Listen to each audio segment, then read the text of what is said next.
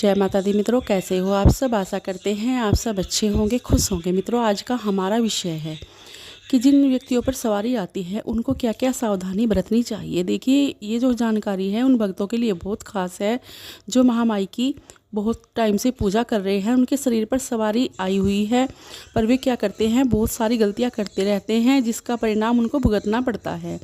और कभी कभी जो है सवारी शरीर छोड़कर चली भी जाती है या फिर उन्हें कष्टों का सामना करना पड़ता है।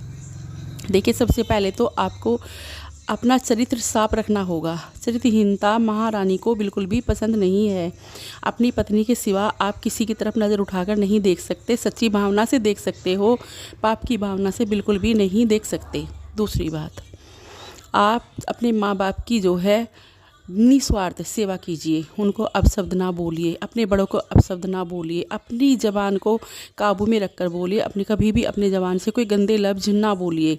ये सारी जो सावधानी है सवारी वाले को बरतनी पड़ती है, क्योंकि जब उसके शरीर पर सवारी आ जाती है तो वो एक ऐसा व्यक्ति नहीं रहता जो वो पहले होता है। उसका सब कुछ बदल जाता है, तो उसे बहुत ही हिसाब से चलना होता है। उसे हर चीज़ का पता रहता है और उसके बाद भी वो गलतियां करने की सोचता है तो फिर उसे परिणाम भुगतना पड़ता है।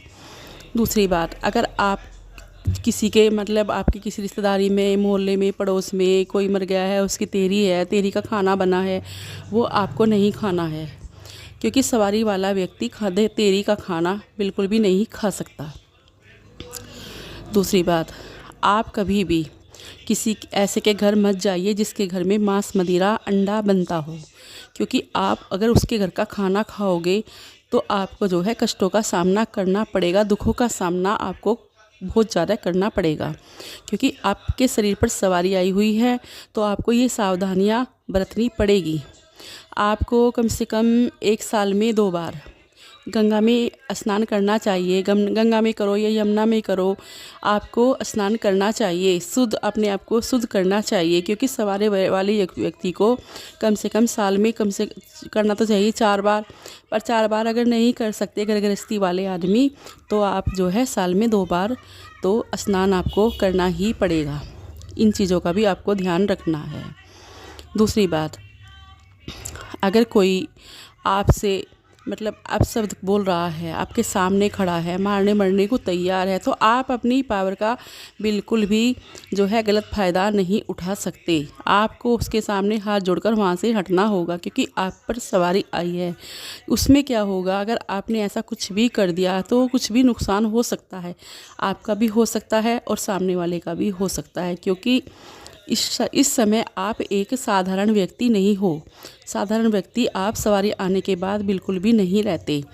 कोई भी ऐसा व्यक्ति है, मान लिया आप पे कोई टोना टोटका या कोई जादू करवाना चाह रहा है, या आपके घर में है या आपके पड़ोस में है, रिश्तेदारी में है, आप उसे खुद पहचान जाते हो कि इसके दिमाग में क्या चल रहा है, क्योंकि ऐसे व्यक्ति आप बन जाते हो। आपकी दिव्य दृष्टि इतनी खुल जाती है, क्योंकि शक्ति छोटी मोटी चीज़ नहीं होती, और महामाई की तो छोटी मोटी चीज़ नहीं है, वो बहुत प्रचंड है। कलयुग की जागृत शक्ति है, और वो ऐसे नहीं आती, वो आपके बहुत ज़्यादा मंत्र जाप से आती है। आप जो माँ को भोग प्रसाद देते हो और मंत्र जाप करते हो।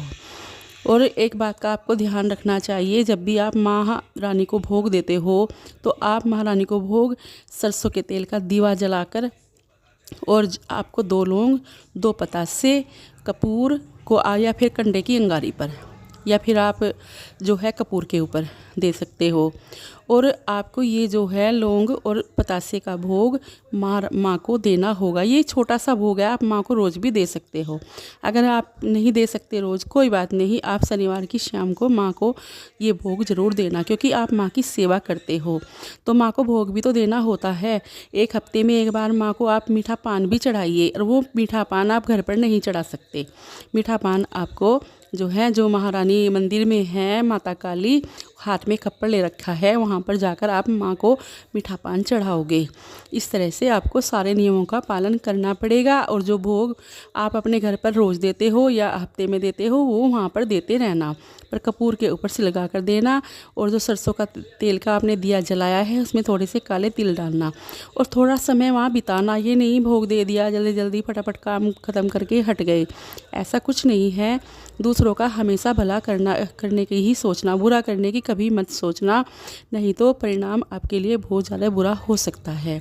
आप जग कल्याण करना चाहते हो तो करिए वो, पर गुरु के कहने से करिए, गुरु से पूछ कर करिए, बिल्कुल भी ऐसे अपने आप से मत करिए। तो मैं आपको यही बताना चाहती हूँ कि आप सवारी आने के बाद साधारण व्यक्ति नहीं होते, तो आपको सावधानियाँ बरतनी होती है। सावधानी बरतोगे तो सवारी शक्ति आपका साथ देंगी, आपको दुखों का सामना कभी नहीं करना पड़ेगा, नहीं तो आपको दुखों का कष्टों का सामना करना पड़ेगा अगर आपने असावधानी बरती। तो मित्रों, अब मैं आपसे विदा लेती हूँ और मिलती हूँ एक नई जानकारी के साथ। आशा करती हूँ आपको मेरी वीडियो पसंद आई होगी। जय माँ काली, जय माँ दुर्गे।